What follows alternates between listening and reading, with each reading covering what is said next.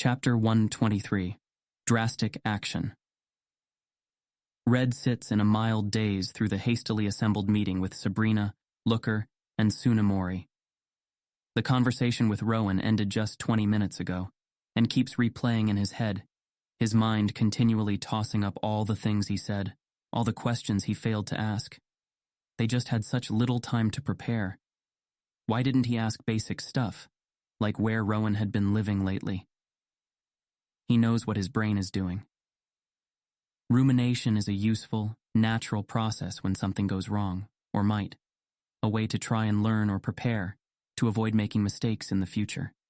He also knows it can overfire, focusing endlessly on details that trigger embarrassment or anxiety spirals. So he tries to concentrate his thoughts on something concrete, something he can improve on, or learn from. Why didn't the projection work? It felt like he did everything right. So far as he could tell, he was in the right mental state, the same one Leaf helped him use in Lavender against the Marowak anomaly. If it worked on the ghost, why didn't it work here? His mind is quick to suggest reasons. For one thing, Jason assured him at Lavender that his projection did something, but they didn't really have an opportunity to tell what. It's possible it just confused or stunned the Marowak rather than making it feel safe or peaceful. And he can't be sure the effect would be the same on a tamed Pokemon. For another, maybe he doesn't have the mental state as firm as he thought. He has practiced it a few times since, but never in a dangerous situation. Maybe there was leakage from the rest of him, which had been anything but calm and peaceful. Another possibility, of course, is that the Alakazam, or more likely Rowan, did feel the effects, but protected against it somehow. Just because Rowan acted unhinged doesn't mean he wasn't capable of planning ahead. He knew what Red was capable of, and even if he was protecting against Saki, the defense against his Pokemon having a mental state projected onto it would likely be the same, which may mean there wasn't anything Red could have done differently. But either way, there are implications. When he met Sabrina for the first time, back in Vermilion, she talked to him about the arms race between psychics. With so many different ways for minds to interact and affect each other, being able to partition part of your mind and offer that up while keeping the rest unaffected has obvious defensive applications, and it might not even take someone with Rowan's skill to do it with a Pokemon he's merged with. A lot of Red's training has obviously included preparation for what to do if he encounters a renegade Pokemon that Saki doesn't work against, for whatever reason. Saki only works by removing inhibitions of the Pokemon's most automatic instincts, which tends to lead to violence for the kinds of Pokemon that renegades use. But there's no reason they couldn't start renegade training on Pokemon that are more naturally mild-mannered, so that if Red tried projecting Saki at them, at worst they would just run away. They even brainstormed what sorts of training or programming the renegades might try to counteract the effects entirely. But utterly changing a Pokemon's basic instincts would take generations of breeding, and so they didn't think it likely that a strike force would be able to field a whole team of safe Pokemon, or a variety. If Red is right about what Rowan did, however, then he's possibly the most dangerous trainer in the world for Red right now, as he would be able to counteract Saki on any Pokemon he has, and probably more than one at a time. Red snaps out of his reverie when he hears Leader Sabrina saying, "Full responsibility.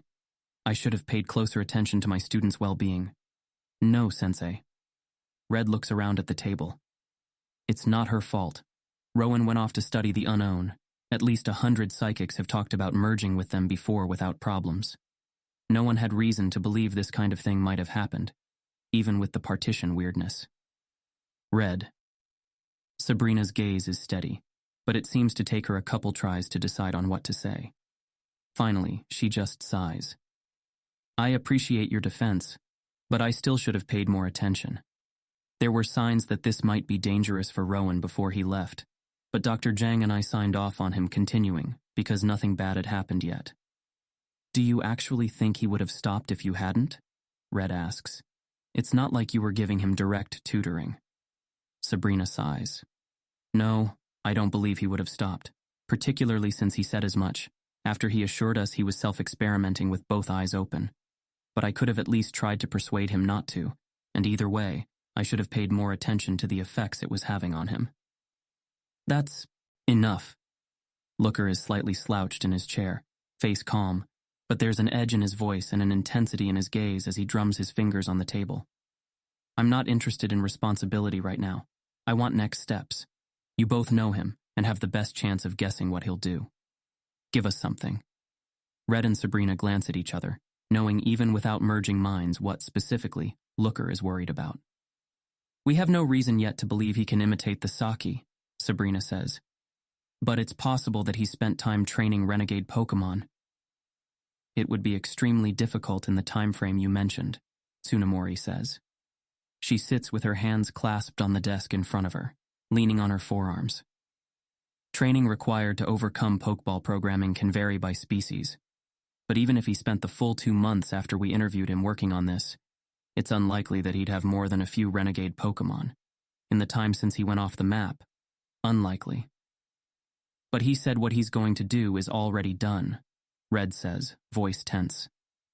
Does anyone know if renegade psychics have used their powers to speed up the process before? Or do hunters do that? It's been theorized as possible, Tsunemori says, speaking slowly. But it's not a legal area of study, even for hunter use. Of course, that just means one more thing we don't know, and the bad guys might. Though it's possible she's not being honest, or even doesn't know. Could Rowan have meant something else? Sabrina asks Looker and Tsunemori. Have there been any incidents that haven't been publicly reported? Now it's Tsunemori and Looker's turn to exchange glances. There's always something, large and small, Looker says. I'll put some people on it. Tsunemori nods, already typing into her phone. It shouldn't be hard to collate everything from the past couple months, but he's not an Indigo citizen, and it could be harder to get info from the other regions. She gives Looker a questioning look. Interpol's special administrator rubs his eyes. This has all the signs of an impending catastrophe, but it's not rocket-related. There's no evidence it's even renegade. And while his words gave some indication of crimes beyond one region, so far, we're not sure he's done anything except be crazy. He sighs. I trust your sense of urgency here, but I can't say this justifies the use of full tracking measures. I get it, Red says, kicking himself again for not asking where Rowan had been lately. Some hint, any hint at all of where to start. Maybe there will be hints from the WCN researchers he traveled with.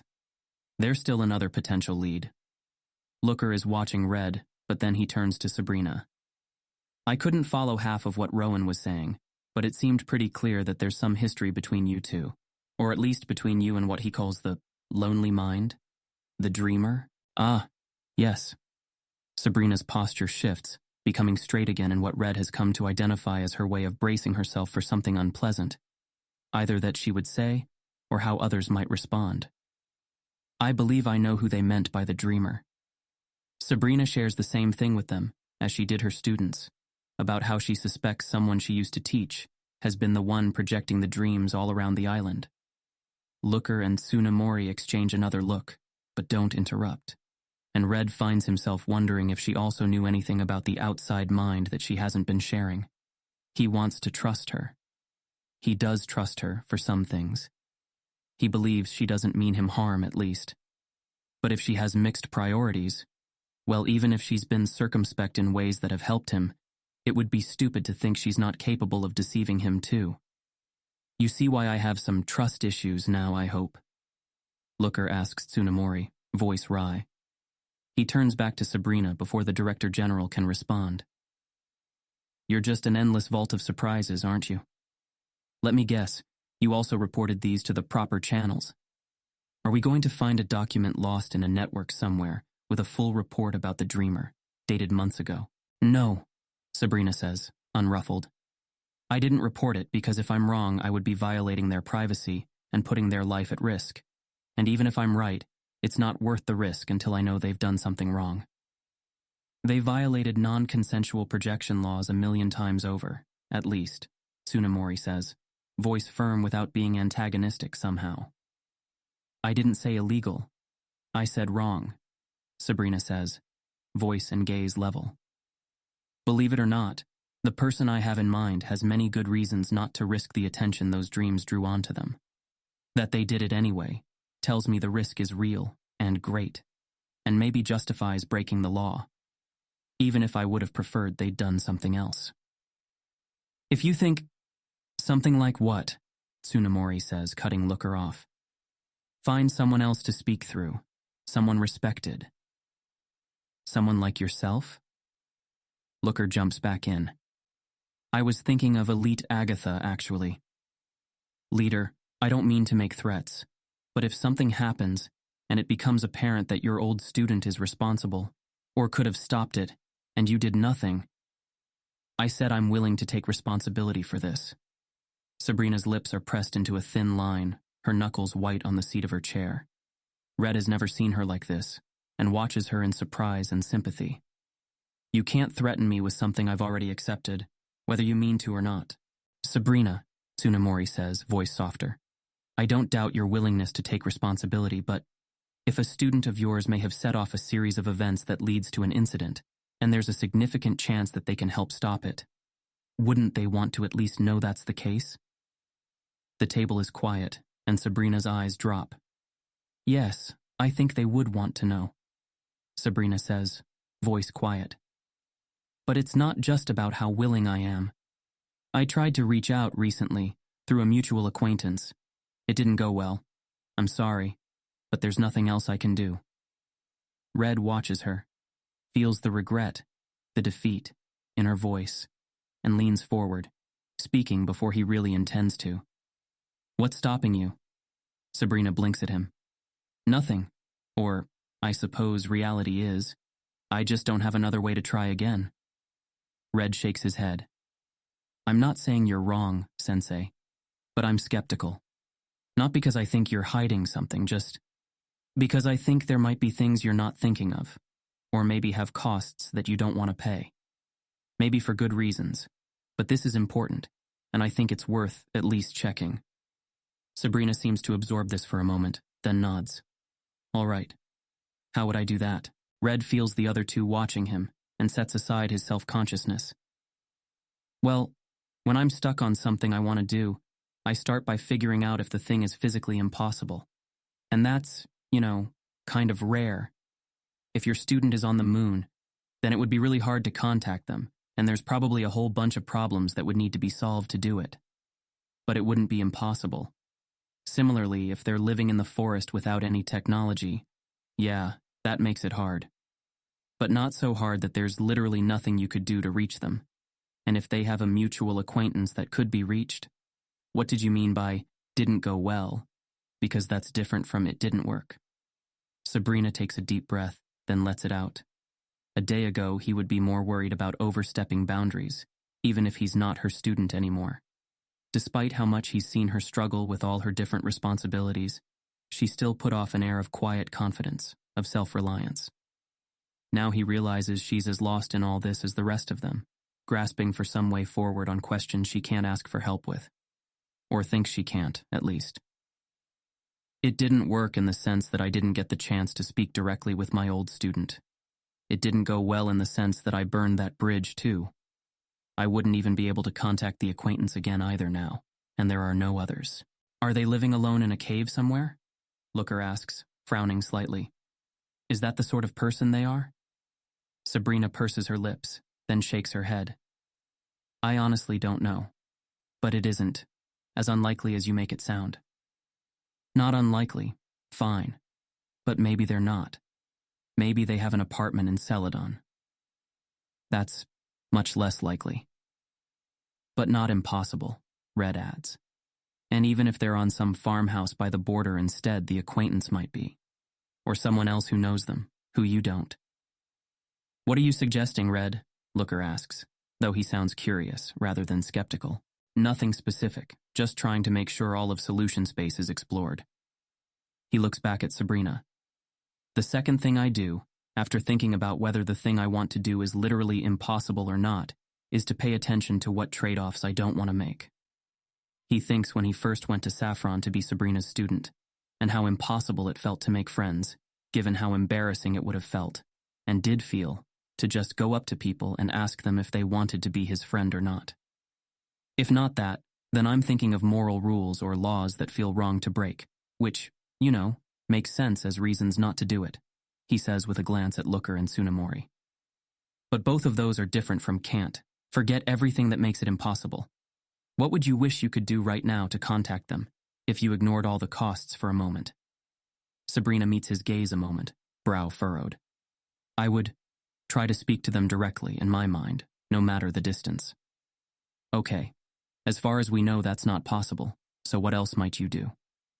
Go to every city and town, the way they might have, and project outward as far as I can in the hopes of finding them. Good. Red almost notes how this is actually possible, but it's a good sign that she's not fixating on impossible things. Social cost is obvious there. But what else? I'd get a very big megaphone and... The leader breathes in, then closes her eyes as she lets it out. I see it. I know what I can do.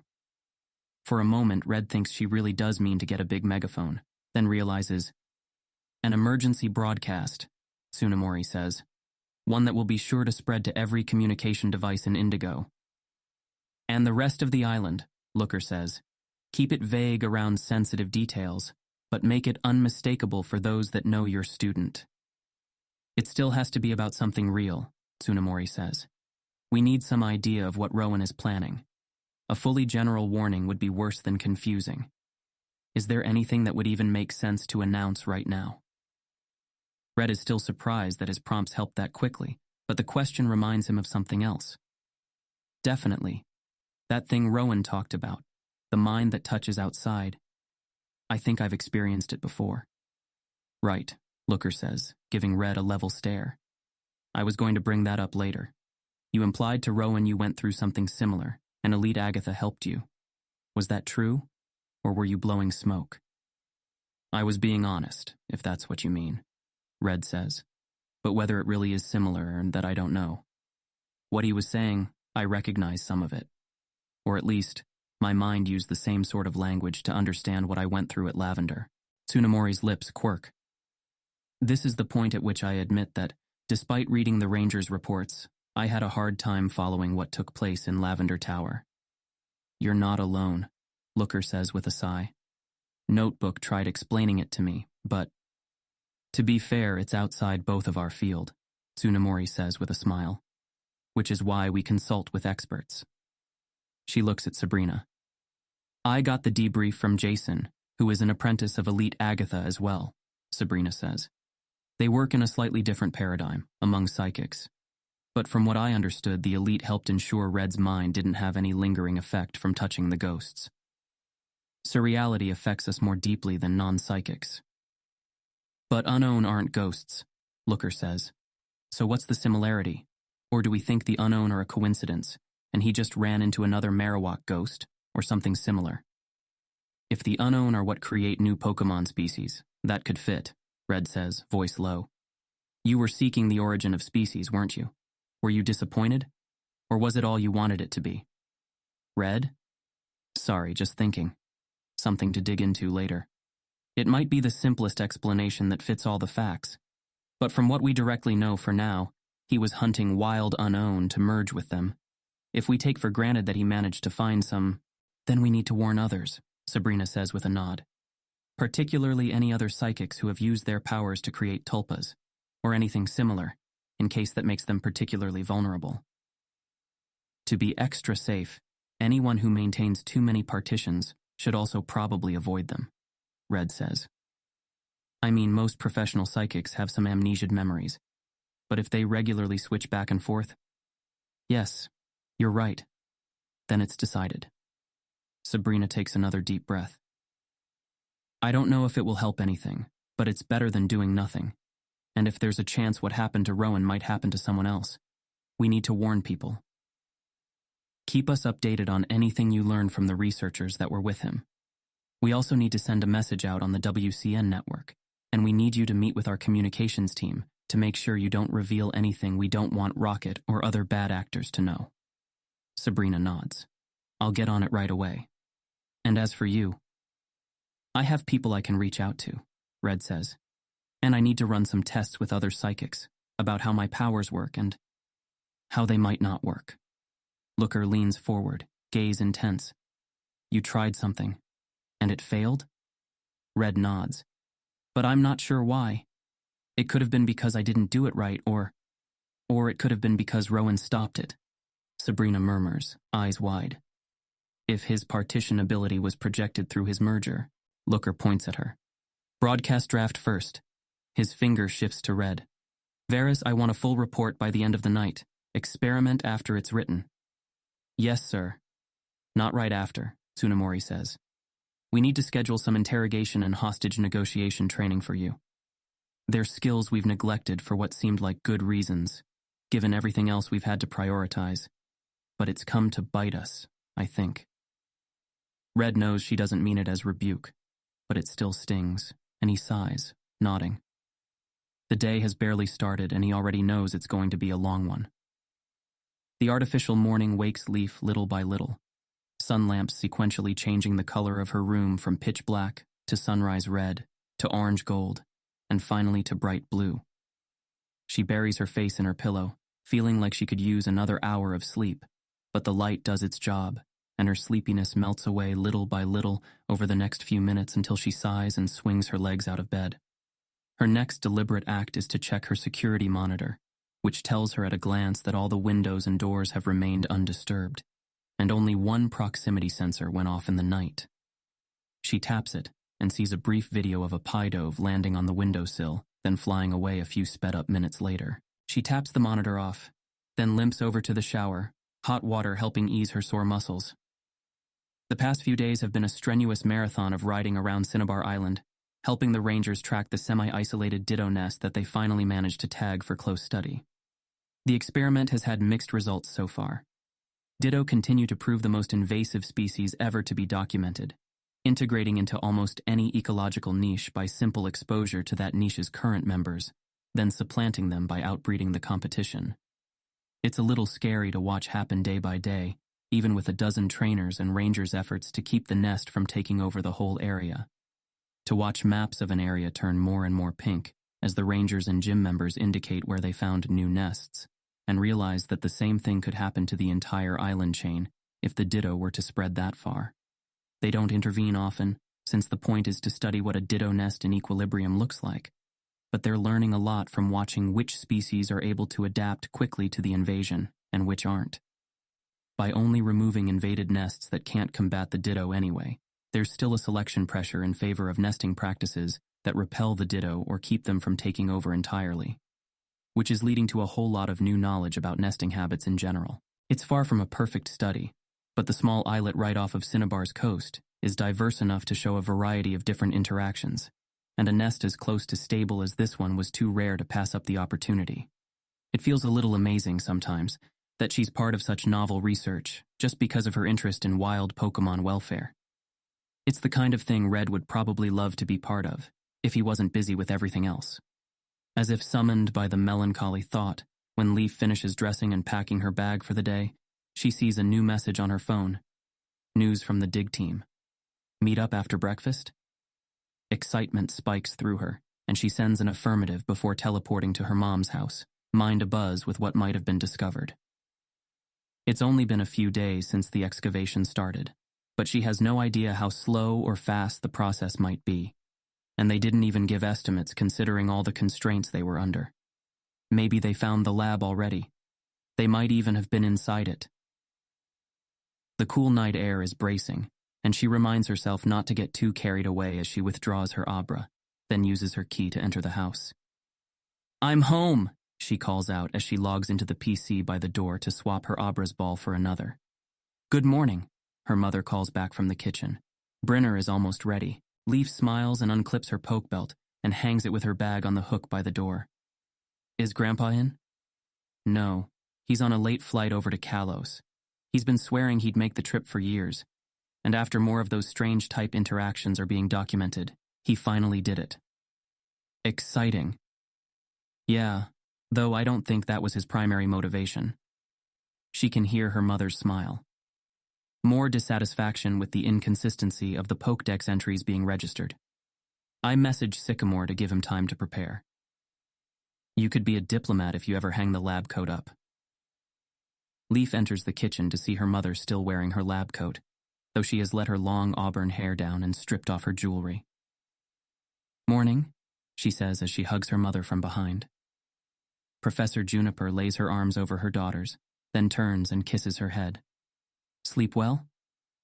Yeah, though I was a bit sore when I woke up. So it goes. There's some deep tissue potion capsules in the cabinet. Leaf half expects to feel the automatic sense of rejection, of being mothered in the restrictive, hovering sense. But it doesn't come, maybe because her mother just stated it, rather than making it a suggestion, and so she smiles and says, "Thanks." She looks up at her mother, seeing no new signs of worry or tiredness. Good day at work? It was. New discoveries from the unknown sublab matching the vibration frequencies observed at the last Genesis event. Which reminds me, I need to reach out to that fancy new lab in Cinnabar, was it? Or is that the island you've been working at lately? They're the same one, yeah.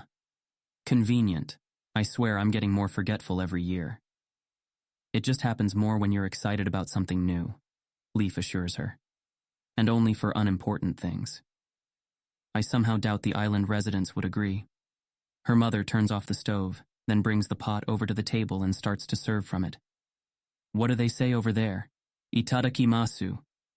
Leaf grins. It's only really said at tourist restaurants nowadays, I think. But it smells great, thank you. The Brinner today consists of a veggie stir-fry with some classic unoven breakfast staples thrown in. She pours some ketchup on a clump of hash brown that have absorbed the vegetable's flavors and makes a sound of appreciation as she bites into the sweet vinegar starchy goodness. Tastes great, too. I'm glad. Her mother smiles and starts eating too as she turns on the television with her free hand and browses the menu. They were never really a talkative family during mealtimes, but Leaf can tell her mother is trying, and commenting on whatever's on the news or some show is less fraught than bringing up the potentially dangerous things Leaf has been involved in lately. Her mother's gotten a lot better about accepting that Leaf is where she wants to be these days. But talking about what she does there, or what's happening, still tends to bring the overprotectiveness out. They're about halfway through an episode of some court drama her mother likes when the video suddenly pauses and is replaced by a yellow warning symbol. Leaf feels her heart kick, peripherally sees her mother's hand reach out to grip hers as they stare at the screen. But it's a yellow symbol, not a red one, and so they simply wait in silence as the special alert sounds play, and a voiceover finally speaks. The following message was flagged non-critical urgency by the authority of the Interregional Police and contains time-sensitive information. Your devices will return to your control shortly. Interpol? News about Rocket? Leaf, is this? I haven't heard anything. Hello, regions of the world. Leaf feels a moment of surrealness at seeing Leader Sabrina on the television while she's in Unova. Unlike professors or champions, non-local leaders don't normally make interregional news. I apologize for this interruption to your day or night, and will try to make this address short and to the point. The Saffron leader sits at a desk in what's likely her office, looking both tired and perfectly composed. Leaf hopes fleetingly that she could someday project that kind of confidence and poise, the rest of her mind on sudden worries that something happened to Red. This broadcast is primarily for my fellow gifted. First, those psychics who are hunting wild unknown clusters in order to merge with them, and those who have experienced the apocalyptic dreams projected throughout the Hokkaido, Honshu, Kyushu, and Shikoku Islands. And second, the psychic responsible for the dreams themselves. Leaf is aware of her mother's relief, but her own anxiety doesn't go down by much, and she reaches blindly for her phone, diverting her eyes for just long enough to ask Red, what happened? For the first group, I'm issuing a warning to cease all wild unknown mergers immediately, and possibly even all tamed unknown. A student of mine, Rowan Donkirk, appears to have undergone a psychological break after conducting research on them. We don't yet know many details, and are unsure if it was the result of volume or bad luck. But we have confirmed by those who traveled with him that he was merging with multiple clusters, and when he felt this wasn't enough to answer his curiosity, he allegedly left them behind to seek bigger clusters, rumored to have been spotted in the untamed wilderness. We can confirm that he survived to return from his ventures. But he showed multiple alarming signs of psychosis and mania, including prolonged lack of sleep, severe weight loss, and fragmentation of his sense of self. If anyone has any news of Rowan at all, or any other psychics who have recently experienced similar symptoms, please call or message Interpol as soon as possible. Code word: unknown. Sabrina lets out a breath, gaze down. It's also possible that the unknown simply interacted poorly with specific partitions Rowan has been researching and practicing, and so I'd like to particularly warn those whose use of partitions extends beyond amnesia. But that's just a hypothesis, and until we learn more, I hope psychics around the island and world take the risk seriously. A picture of Rowan is displayed on the screen, the young man captured mid-smile as he watches something out of frame. Leaf remembers him from the times he attended her classes, remembers the way he seemed so moved by the mental state she was embodying for them to share.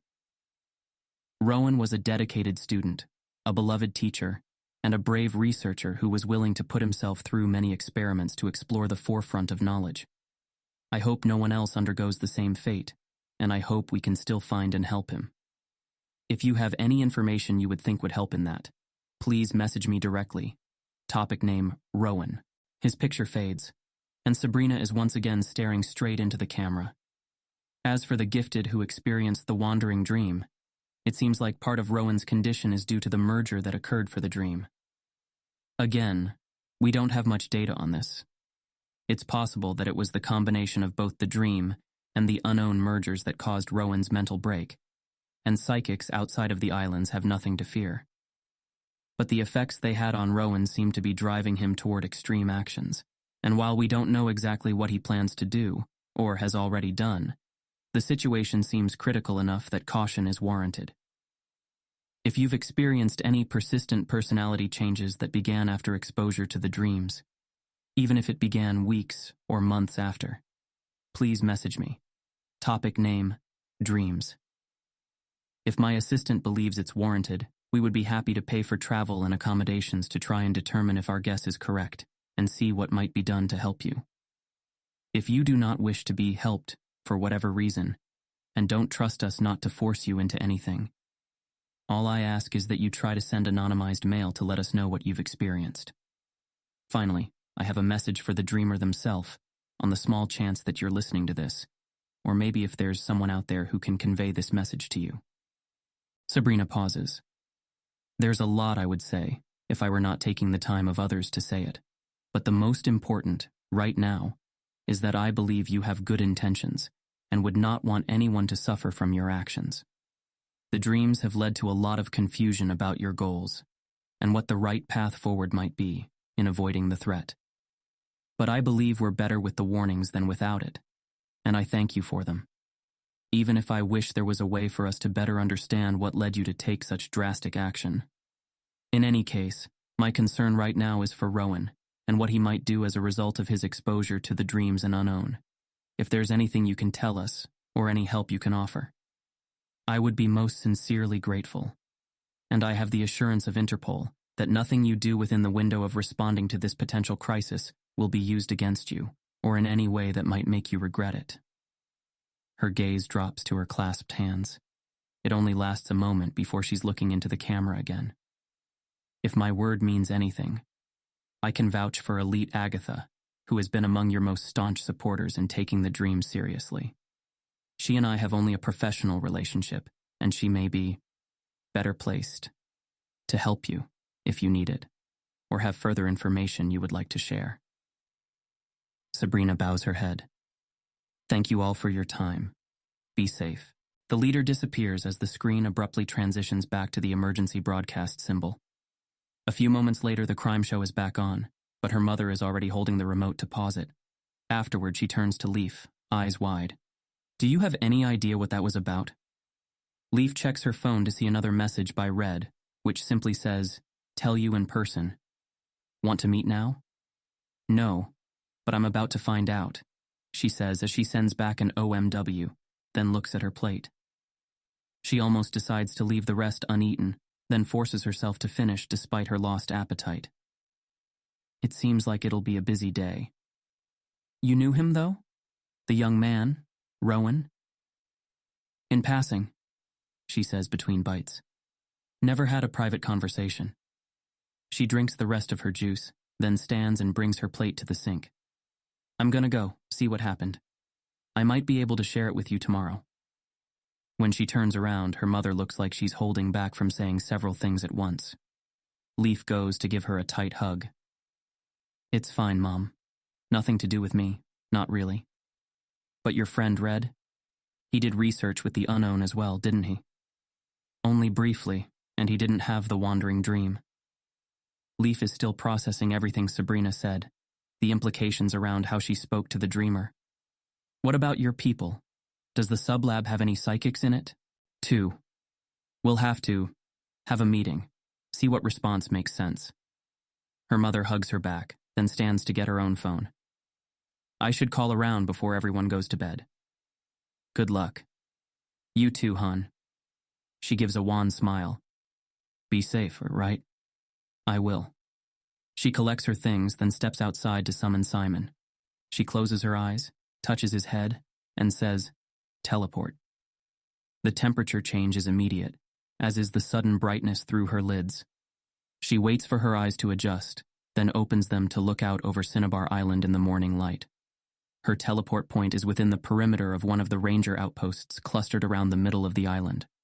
The city is vaguely visible in the distance by the southeastern shore.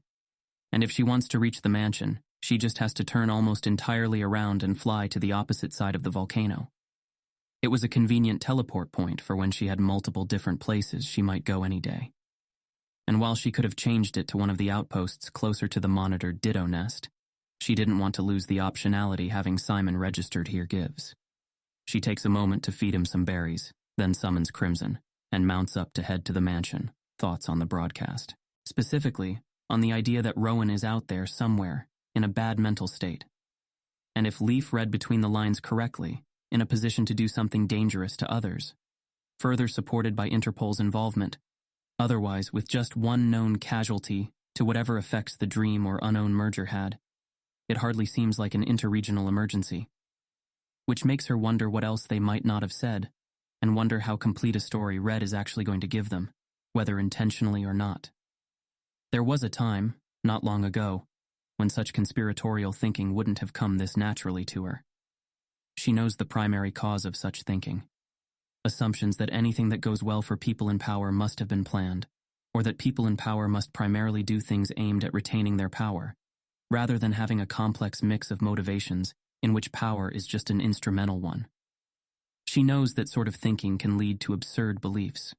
She's read a number of such theories about herself, so convoluted and selective in their investigation of the facts that she had to laugh. Sometimes, even if the rest of the time it was a bit chilling to think of what thousands of strangers believed of her. But, well, she is part of some conspiracies, even if they're aimed at stopping greater ones. And she knows that some conspiracies are real, particularly when they seem justified by the people involved. Maybe all real conspiracies are actually just in defense of enemy conspiracies. It would be nice, in a mistake theory sort of way, to think that's true. It even fits some of the conspiracies she knows exist, like the government's relationship with the hidden Endo tribe of professional spies and assassins. But if she considers that public broadcast as a possible move in some psychic conspiracy's grand plot, she has to be open to the possibility, and looking for evidence, that it's the opposite. That it has nothing to do with the secret lab, let alone the consumption of hummus. She tries to hold that frame of mind as she lands beside the mansion, where Red and Blue are already waiting. They exchange hugs, and then she unattaches Crimson's saddle and gives him some water to drink before taking out her own water bottle and saying, "Okay, Spill. First, what did they find here?"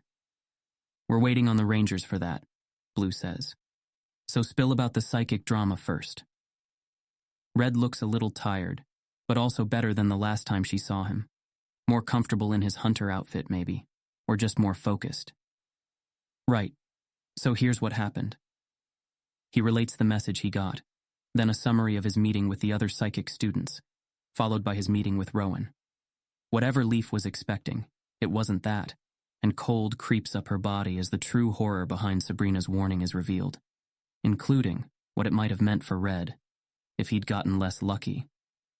"Red!" Blue shakes his head. "What the fuck, man, are you okay? Like, actually okay? I don't know how close you guys were, but that's pretty fucking heavy. I'm mostly okay. We weren't that close, but yeah, it's a lot.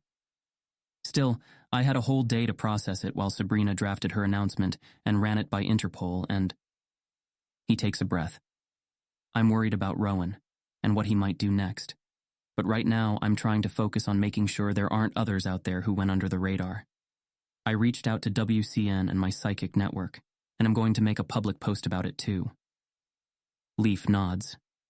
Whatever happened to him, and whatever he does, it's bigger than that if it's related to the warning in the dreams. And if it's related to what you experienced with the Marowak. Blue turns to her in surprise, but Red just nods.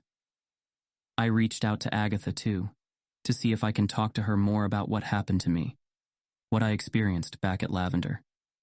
Shit, Blue mutters. And on top of all that, there's still the worry that this guy's training renegade Pokemon, and ones that might be immune to Saki. Blue runs his hand through his hair. Is there anything we can do? Not much. Some public posts of your own, to signal boost, keep it on people's minds. Of course. Yeah. Thanks. Red lets out a breath, looking up. We can talk about it more later. Here comes. Ira and Wendy land near the mansion, and they jog over to the ranger and cadet duo as they dismount. Red sends a message on his phone along the way, then says, "Hey guys, nice to see you again." "Hey Red," Wendy says, waving to the other two while her gaze lingers on him. "Crazy day already, huh?" "Crazy month," Red says with a shrug. "Crazy year," Ira adds with a nod. "I've got questions, if you have spare time to indulge my curiosity, but what's the news here first? If you've got an earth-shattering revelation, we should probably get to it first.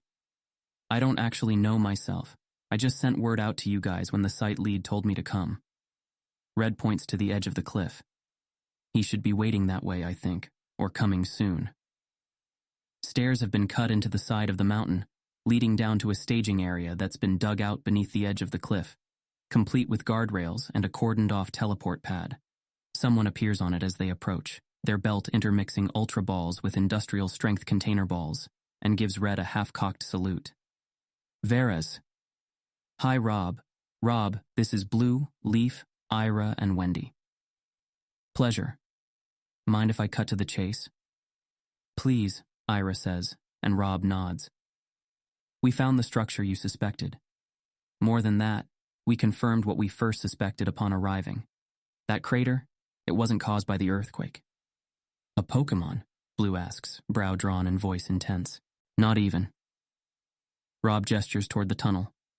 "The rubble we found had clear blast marks, the melting and shatter patterns consistent with high-yield explosives. Whatever's in there, it wasn't buried. It was destroyed." Leaf's heart leaps, and she can see from the others' expressions that they believe what she suspected all along. Whatever was down here didn't suffer some accident. Someone wanted it hidden, which means the most important question now is, did anything survive? That's why I sent word. Rob crosses his arms. "Veras said you guys needed to all be here before anyone takes a look inside. So, you all ready to rock?" Red looks around at each of them in turn. Wendy's eyes burn with curiosity, but she turns to Ira, who's rubbing his chin.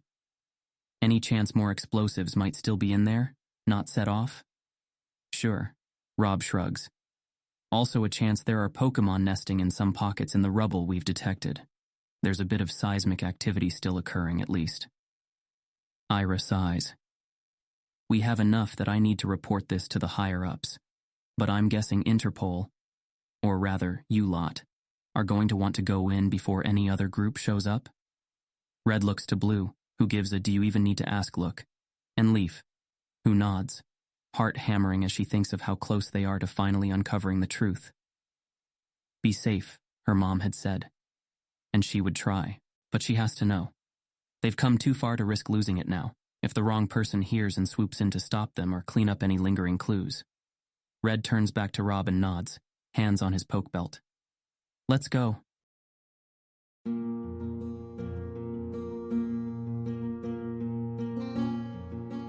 This has been an AI reading of the Pokemon fanfic, Pokemon: The Origin of Species, written by Daystar Eld.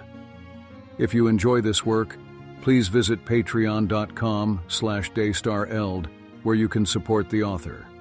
Additionally, if you enjoyed this podcast and wish to help support the creation of others like it, you can visit patreon.com/askwhocastsai, where we are releasing episodes 4 weeks in advance of the regular feed. Thanks for listening.